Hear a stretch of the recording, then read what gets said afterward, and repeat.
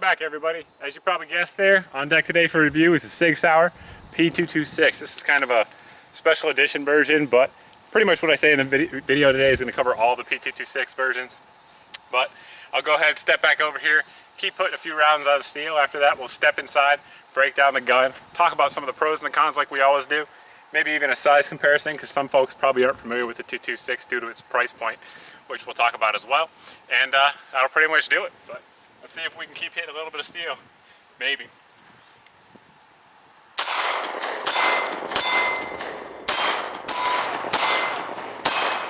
One of the great things about SIGs, particularly the P226, is the availability of magazines, all different kinds of magazines. The factory mags that you're going to find are going to be either US or Met Guard made. This one here is a Met Guard made 20 round magazine, what I like to call standard capacity. But the magazine availability is great. They're out there in abundance, and there's 2 companies producing them, which also helps. That said, guys, really the only times I've ever seen the SIG P226 have issues, not this gun, not this specific gun, but the 226 in general, is when using the US made mags. So it's my personal recommendation to you guys out there that if you're going to go ahead and get a SIG, either 226, 229, really any of them, 228, any of the SIGs, that you try to stick with the Met Guard mags. In my experience, they've just been more reliable. But so that's definitely one of the advantages of it, the mag availability. They're out there, there's no getting around that. Let's go over the basic operation of the gun real quick. Before we do that, we'll go ahead and make sure it's clear. Go ahead and push up on your slide lock here, engage that, check in there, make sure it's clear. It is clear, no magazine on the gun. We'll go ahead and release it by pushing down on it and engaging our decocking lever, which is this lever right here. Here's our magazine release as well, but we'll hit that decocker. Now the gun is drop safe. So for those of you guys maybe who have only shot revolvers and we're used to sort of doing this kind of number, you don't want to do that. You want to actually use the decocker, because that way it's drop safe. There are no external safety levers here on the SIG P226, so that is your safety. The reason you want to do that is if you go ahead and pull the trigger, you'll notice there that the hammer does go forward because the drop safety is not engaged. So you can push that forward, igniting a round. Now, if you go ahead, log it back, use your decocker, it's engaged, the gun is drop safe. You cannot bypass that, so you can drop the gun and it is safe. Disassembly of the pistol is extremely simple, as you'd imagine. Again, just lock it back. I'm going to rotate this takedown lever here, let it go off, the slide come off the frame, comes off the frame, remove your spring and your barrel, and that's it. That is the disassembly. Putting it back in place is the exact same opposite of what we just did. And for those of you guys new to the platform looking for a way to clean and maintain your gun, check out my video on that. I do have one up here. It's a very simple process, but I know some guys who are new to it are a little bit intimidated by it. So check that out if you're interested. And to put it back together, you just pull it all the way back, lock that to the rear, and release, decock, you're back in action. As I mentioned earlier, there are some differences on this gun versus what you see on a standard SIG 226. This one obviously has rosewood grips. It has SIG light rear sight and the TFO front sight up front. That's just a limited edition. This one is essentially the Texas edition, for those of you familiar with 226s, just without the engraving on the grip and the slide. So it was kind of an overrun. I got a real good deal on it. That's why I picked it up. I got it for just over $600. So an excellent price for P226. Trigger pull on the P series pistols is excellent in my opinion for double action pistols. First pull is going to be double action, as we mentioned. It's smooth, pull the whole way through. Mine breaks just over 10 pounds. So the factory spec is 10 pounds. Mine's just over it. The single action is right at 4 pounds. I believe the factory spec is 4.5 pounds, but the only thing I don't like about the single action on this gun is the play that you have right here from the reset point. So go ahead and pull the trigger, shot breaks, let it go, comes out.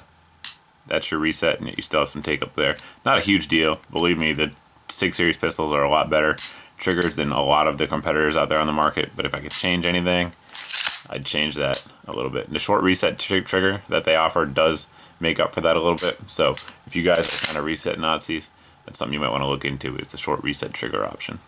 This being a relatively new gun, it does have the rail system up front. Now, as you see here on this rail, it is not your standard 1913 style rail. It is rounded somewhat. Now, the majority of accessories meant for 1913 or Picatinny style rails will fit this, but just something to note there that your SIG rails are not standard Picatinny rails with the exception of a couple of different models, but the majority of them will come with that rounded Sig proprietary rail. I'm sure many folks watching are aware of the history of the P226, that it came out of the Army's XM9 trials, I believe in 1984 if I recall correctly. These are the two pistols that you see right here that made it through those trials for reliability, durability. Yet this one was chosen by only a few military forces, the Navy SEALs being the more famous one of them, and many went with the 92 due to the overall package cost. But the comparison between the two will always exist, so real quick we'll just show you the size comparison between the two. As you see here, the Beretta is a good bit longer there in the slide, but a little shorter in the grip, just to kind of show you that as well. Line those up, a little bit shorter in the grip. Now, on top, pretty similar overall. If you include the decogging lever here as well as the safety on the Beretta is a little bit wider, but similar sized pistols. And one of the complaints about both pistols actually is how large the grips are. Now, I don't mind it. I have relatively large hands, and now with the new Sig E2 grips that are coming out that are a little bit smaller, made to fit more shooters' hands well, Sig's really kind of addressed that. Yet the 92 series over here still has a relatively large grip in really any configuration that it's coming in. Speaking of the XM9 trials, the gun that it was designed to replace was the old standy 1911. This isn't quite a GI version, but the size is going to be the same. You can see some size comparisons there. 1911 is a good bit longer. It's going to be a little thinner though, but the safety does again make up for it. And obviously we're talking about different calibers here. The T226 coming in 9mm, 357 Sig, 40 caliber, and 22. And the old 1911 there was chambered in 45, as we all know, with a single stack magazine versus the double stack that you see here on the 226. Y'all know I couldn't make a video without putting a Glock in there, so we'll do the size comparison with the 17 as well, which is their full size offering. You can see from the side, relatively similar dimensions overall. Taking a look here at the slide profile, the Glock's a little bit slimmer because it doesn't have the levers and buttons over here, and the grips are a little bit wider on the 226.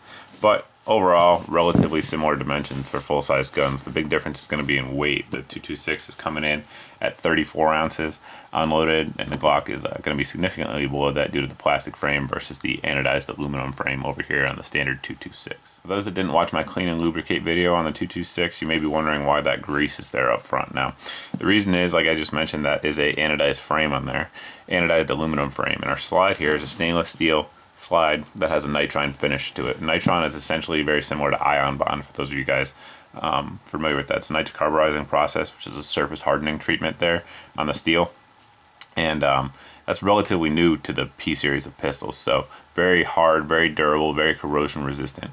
So in my opinion, I think it's a pretty good idea to run some grease on there to reduce the friction between this extremely hard slide and the relatively less hard aluminum. Some folks differ on that and just run CLP on there. I'm sure it runs just fine, but that is why it's on there, due to that nitron finish on the slide.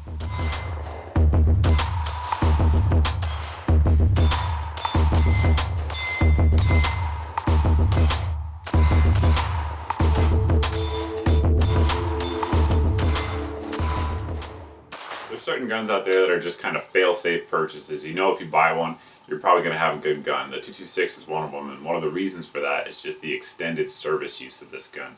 Like I mentioned earlier, some of the units in the Navy picked this up after those trials, including the Navy SEALs, which is kind of one of the more famous units that carry it, but also many law enforcement agencies, militaries around the world use this gun because it works. Bottom line, simple system that works well.